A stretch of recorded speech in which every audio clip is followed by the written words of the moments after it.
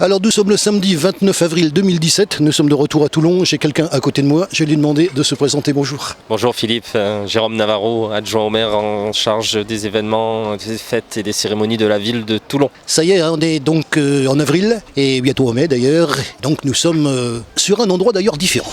Un rendez-vous exceptionnel, un rendez-vous pour ma délégation fêtes et cérémonies important. C'est la première grande manifestation de la saison et de ce début de printemps. D'habitude, le Salon du Jardin Gourmand et Durable est vers mi-avril. Cette année, on est plutôt sur fin avril. On a eu des élections, on a eu présidentielle, pas mal de bouleversements. On est aussi sur la place d'Armes puisque nous avons changé de lieu. Sur le jardin Alexandre Ier commencent les premiers travaux, notamment les déplacements de réseau, ensemble des premiers travaux qui nécessitent la réalisation de la nouvelle médiathèque et de tout l'ensemble qui va être créé dans ce nouveau quartier autour du jardin Alexandre Ier. Donc nous devions changer d'endroit et c'est pour ça que nous nous retrouvons en plein cœur de ville sur cette jolie place d'Armes. On voit beaucoup de monde et on est bien sur cette place, il fait beau, il fait bon. Alors ça change, c'est beaucoup plus minéral, on n'est pas dans cette végétation florissante que représentait le parc Alexandre Ier, mais c'est très convivial aussi, c'est très agréable, on est très content, je pense que cette nouvelle édition sera une réussite. Depuis un mois, on a pris un groupe Facebook qui s'appelle Fêtes et Foires dans le 83, je pense que vous l'avez vu. Le groupe a été reformaté et bien sûr votre manifestation ainsi que d'autres peut-être auront toute leur place dedans parce que le but c'est quand même de les annoncer. On les annonce au niveau de Toulon et on les annonce au niveau du Var.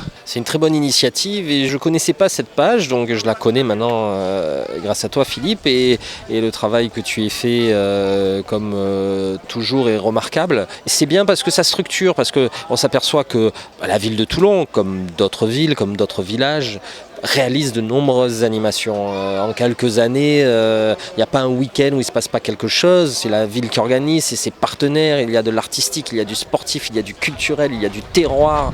Et on s'aperçoit que dans ce département magnifique, dans tout ce département, les villes et les villages réalisent de nombreuses animations. Et c'est vrai que pour le public, comme pour les professionnels, pour tous, c'est très difficile de se repérer, de savoir quand, comment. On est toujours à la recherche d'informations. Les réseaux sociaux, maintenant Facebook, est un système incontournable pour aller récupérer de l'information, se tenir informé. Tu sais très bien que nous l'utilisons beaucoup aussi.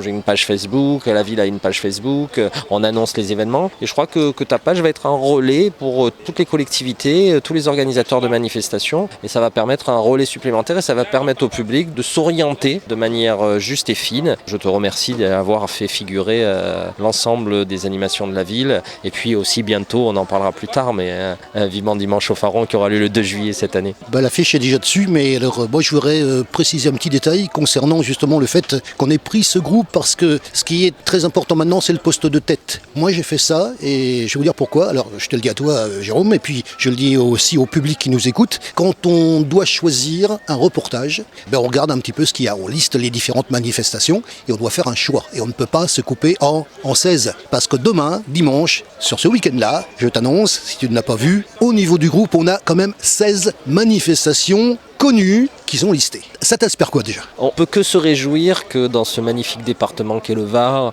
dans les villes, dans les villages, les gens sortent, les gens vivent. On est dans une conjoncture particulière, on est à une période de la vie politique, de la vie citoyenne qui est en plein bouleversement. Il faut qu'on voit réellement des choses se passer, des choses qui nous ramènent à des choses de convivialité, de partage. Tu vois en face de moi les Scolos de la Targo, cette association si dynamique qui représente des valeurs provençales, mais surtout des valeurs d'amour, de partage, d'échange. Ils sont venus avec leur four, ils font la cade, ils font des petits pains. Les gens peuvent échanger, grignoter, discuter. On a besoin de convivialité, on a besoin de se retrouver entre nous. Toulon, je le dis souvent, à l'image de notre maire Hubert Falco, c'est une ville qui a du cœur, c'est une ville qui aime rassembler ses citoyens.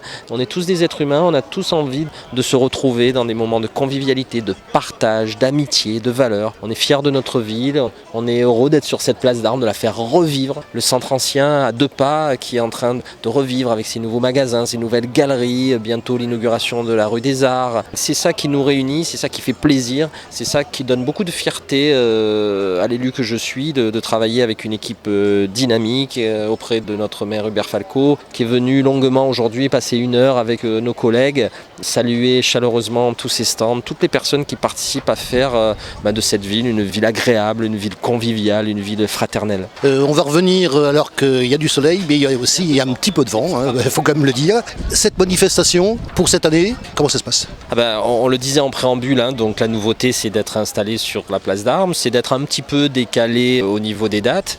C'est en plein cœur de la saison, en plein cœur du printemps, une manière de se retrouver sur une place et ça c'est fort agréable. On se sent peut-être un petit peu plus resserré, il y a plus de convivialité, plus d'échanges. Les circulations sont faites de manière à ce qu'on peut mieux communiquer avec les gens. Le parc Alexandre Ier c'était immense, on se perdait un peu des fois, on traversait le salon du jardin gourmand et durable et on loupait des stands. Alors là j'ai l'impression que cette année on s'y retrouve, je vois beaucoup de gens, il y a eu la queue pour rentrer ce matin.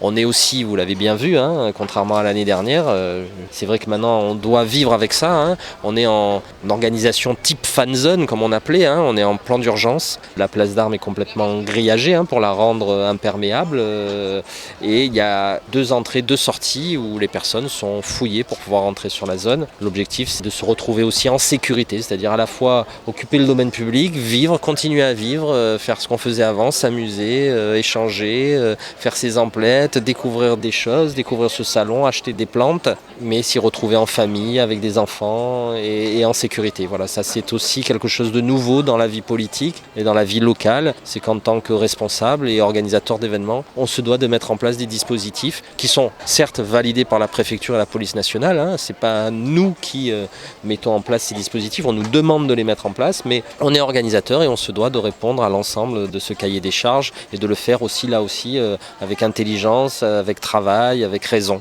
Au niveau de ce qui se passe ici, il y a une zone avec les plants, les fleurs, je sais que j'aime beaucoup ça, en tant que photographe en particulier, et puis on va parler bien sûr de quelque chose que je connais, et tu sais que je connais ça, alors on a vu notamment ça, parce que moi à chaque fois maintenant que je passe devant la place de la Liberté, il me manque quelque chose. C'est vrai que la place de la Liberté pour moi, avec ce qui s'est passé à Noël, on a des souvenirs de la fin 2016 que nous avons d'ailleurs partagé ensemble. Les exposants, tu sais que je les connais, tu sais que le plaisir d'ailleurs que j'ai de les voir. Qu'est-ce qu'il y a comme exposants ici sur cette manifestation ? C'est très important de les mettre à l'honneur, c'est des partenaires fidèles. Depuis 3 ans maintenant, la foire au plan qui s'est transformée en salon du jardin gourmand et durable fonctionne sur 4 axes majeurs. On a notre foire au plan qui sur la place d'Armes là est située en partie arrière, côté ouest, et se structure autour de cette foire au plan d'autres thématiques. Là où tu m'interroges à l'instant, on est dans un petit univers qui va servir à la fois la partie gauche d'aire de pique-nique, d'échange pour que les gens puissent déjeuner, et ici sous la tente et sous ces tables vont être les ateliers jeunesse où les enfants vont travailler sur le développement durable tout en s'amusant, faire des créations, de la découpe. Donc les animateurs du service jeunesse de la ville seront présents pour animer ces stands. Il y a de l'artisanat et du terroir pour pouvoir déjeuner sur place. Il y a les frites maison, il y a la bière de la Rade, il y a les scolos de la Targo. Il y a plein de 1001 manières de venir déjeuner du sucré, du salé de manière très agréable. Puis il y a quelques stands aussi artisanat, vestimentaire, culinaire, divers et variés, qui rajoutent aussi une petite touche sympathique.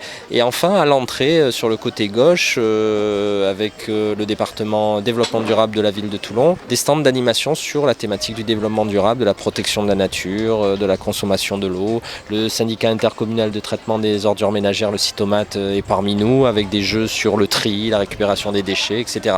Une thématique qui en offre pour tous les goûts, je l'espère, et j'espère que le public répondra nombreux pendant ces 2 jours. Il faut rappeler que l'avantage aussi d'être sur la place d'Armes, c'est qu'on a un parking en dessous. Ce parking permet d'avoir 2 heures gratuites le samedi, donc c'est bien pour les visiteurs de pouvoir bénéficier de ces 2 heures gratuites. Et on a réussi à négocier avec le nouveau concessionnaire Q-Park des parkings de la ville de Toulon. Nous offrirons aussi demain, dimanche, alors que normalement ça ne se fait pas, 1 heure de parking gratuit. Donc les visiteurs demain aussi dimanche pourront avoir 1 heure de parking gratuite.